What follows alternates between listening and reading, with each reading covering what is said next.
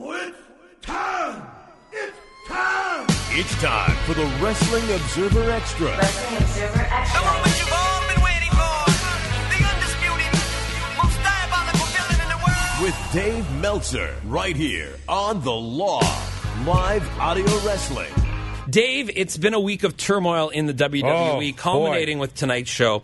But let's rewind a little bit. So, Bo Dallas, Bray Wyatt, Roman Reigns, viral infection is the term that is used by the WWE. There has been a report that it's meningitis. Are we able to confirm that as of yet? I can't say. I can't confirm anything other than Roman Reigns is. Excuse me. Now I've got something. But Roman Reigns has the mumps. Oh. But I don't know that the other ones have the mumps. Now, and I mean, the meningitis thing has certainly gone around. Okay, so what I know is that on Thursday, all of the Raw talent was called and told to get shots for the mumps, the measles, and rubella. So, you know, that's what they were. That's what they were worried about, and that stuff does lead to meningitis or can lead to meningitis. So, you know, I mean, it's you know, like. The three may have three different things, but they all have viral infections. Now, how was this discovered, Dave? Is it just that one of them got it and they just thought, okay, we need to get everybody immunized here? I think that when, you know, well, Bo Dallas has had it for weeks. Right. I mean, so I think that what happened maybe was when others got it, that's when they kind of panicked and go, oh, you know, it's more than one, so maybe it's something that went around our locker room.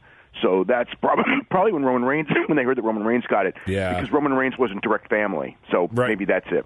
You know, and this is, it's funny, the mumps you mentioned there, and this is something that happened in the NHL last year as well, where due to water bottle sharing, that mumps started to spread between some players. And if you think about WWE, Mouth and I were chatting about this earlier, such close proximity and working together in the ring as well, there's got to be worry here that they're not done as far as the people that could very well be infected. Yeah. No, that's why they had everyone rush out and get shots. But yes, it could be more. Sure, yeah. So in regards to that, before we get into tonight's show, there's got to be mass panic in regards to where storylines are headed towards because you've lost Roman Reigns, who essentially the whole show has been built around. Yeah, I think that they're hoping it's not for that long. I'm you know, Roman Reigns won't be on the show tomorrow, as far as I know. But I think that there was hope. Maybe in a week, maybe in a couple of weeks. You know, I mean, it's still to be determined. You know, it's like the European tour. We don't know. A lot of people ask whether these guys are going to be ready for the European tour, and nobody knows. So, but I think that they're hoping it's not that long, and they don't have to like rip up anything. I mean, tonight's pay-per-view obviously had a lot of changes, but you know, I think that. Well, I mean, it's not. I think that the hope is it's not a long-term thing, and you know, a month from now, everything will be back to normal. Yeah, for sure. Take a few weeks. Yeah. So you talked about the changes, Dave. Obviously, we got Kurt Angle in the main event instead of Roman Reigns. Was there any talk of anyone else besides Angle? I'm sure they wanted someone big, obviously, because of what was going on here. But was there talk of anyone else besides Angle? Not in that spot, as far as as far as I know, it was always Angle because.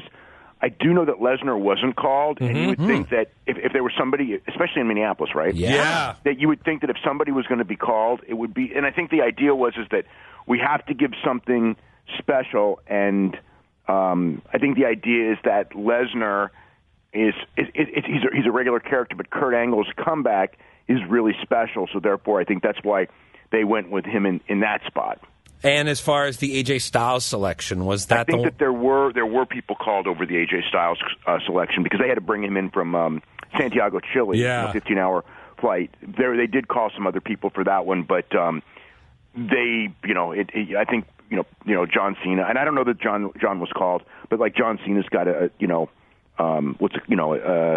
movie. He's got a movie, and a couple of other guys had commitments. I mean, it was basically. Other guys had commitments non-wrestling wise, so they went with AJ, who's at least wrestling now. Is Samoa Joe ready to come back?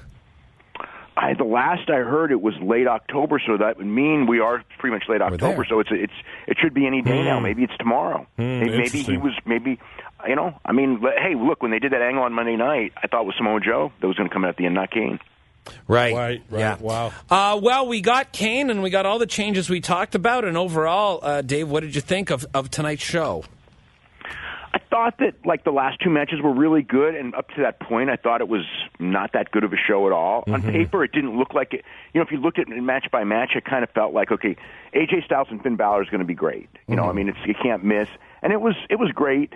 The main event I thought told a lot of different stories. I liked the main event. I know some people didn't, but the undercard I thought ranged from okay to below okay. Yeah. In terms of how Angle was used in the main event, Dave, I thought they did a pretty good job of protecting him for, getting back in the ring so quickly like this. Yeah, I was really afraid. And I mean, I'll tell you what, they worked a much safer TLC match than anyone in history. I mean, there were no big bumps on ladders and things like, the stuff that injured Sheamus. Yep. And, it was a really toned down. I mean, there were a lot of people going through tables, but they weren't. And Dean Ambrose looked like he got rocked a couple of times, but still, from a danger standpoint, they really toned the danger down. So that was a positive, I thought. And with getting Angle in there, and he must have had his medicals. He was okay to go in on such short notice. Do you know if this was something that bringing Angle back was maybe going to happen within the next month or two, maybe anyways? I don't know when it was going to happen, but I mean, I know it was going to happen. And from what I was told, the medicals were done, actually some time ago, and they've been sitting on him and waiting for the right moment, whatever the right time and ideal was. Maybe it was going to be till Mania, maybe it'd be Rumble. I don't know the show. Obviously, this one wasn't it. And I was surprised that you would wait so long to build something, and then instead you just kind of gave it away. But again, the circumstances beyond that control, and that was the call they made. Yeah, their backs were against the wall. The other question I have about the main event, Dave, was the Kane and Strowman feud always in the books to come out of this, or was that something that was kind of just thrown in there tonight too?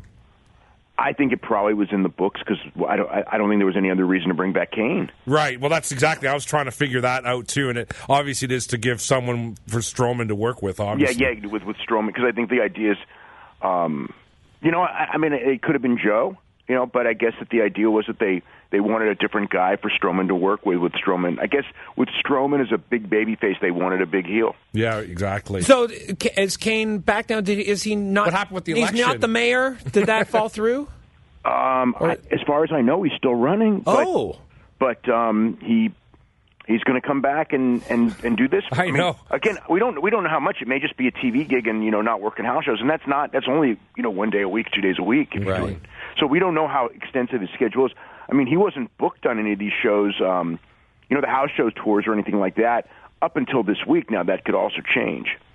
Okay, so there's some other performers that do not fall into the viral infection category that also had, this week there were questions about. Kevin Owens departed WWE, the tour, and it was family emergency, Dave?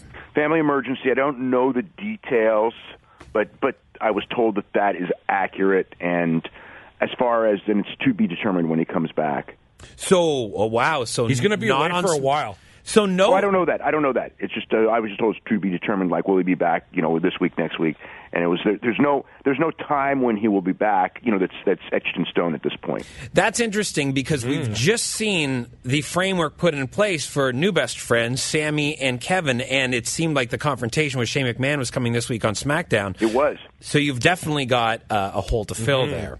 If he's not back by Tuesday, there would be a hole. I mean, I don't know that he won't be, but if that's the case, then, or maybe, I don't know if you hold Shane off a week because Kevin's such an important part of the Shane McMahon story that it's almost like if Kevin can't be there, that you, but you did advertise Shane, so maybe Shane just does a thing with Sami Zayn. Nia Jax. Nia Jax will be back for the European tour, is what I was told. So she's fine. She just wanted time off. People really don't ask for that much. She wasn't figured strongly into the current program, so she asked and they gave her, I guess.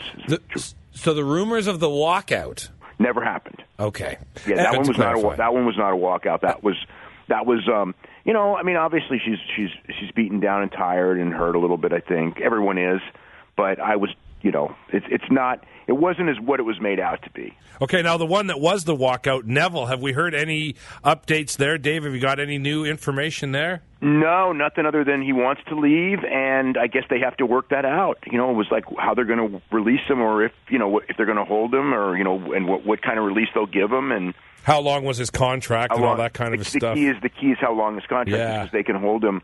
I mean, they can hold him as long as his contract. They could even hold him forever if he doesn't come back, using that Daniel Bryan clause. All right, new organization, same walkout question. Taryn Terrell, done with Impact.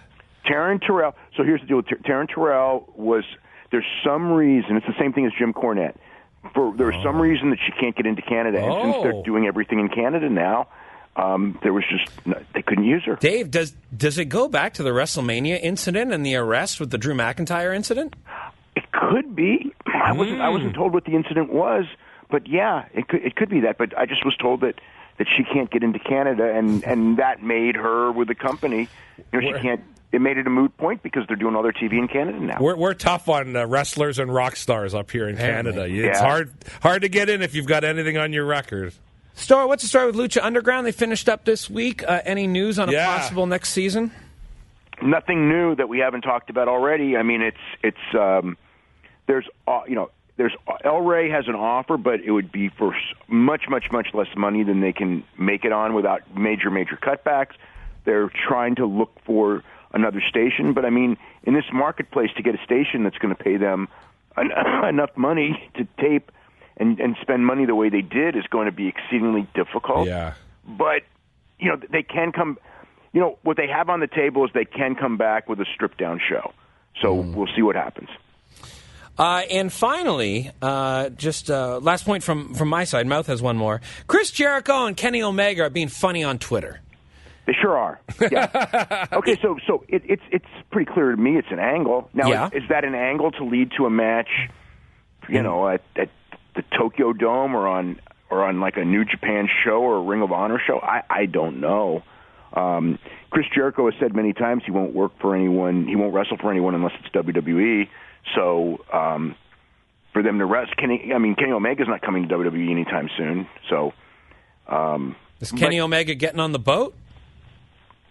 It could be. Hey, it could lead to a match on the boat. Sure.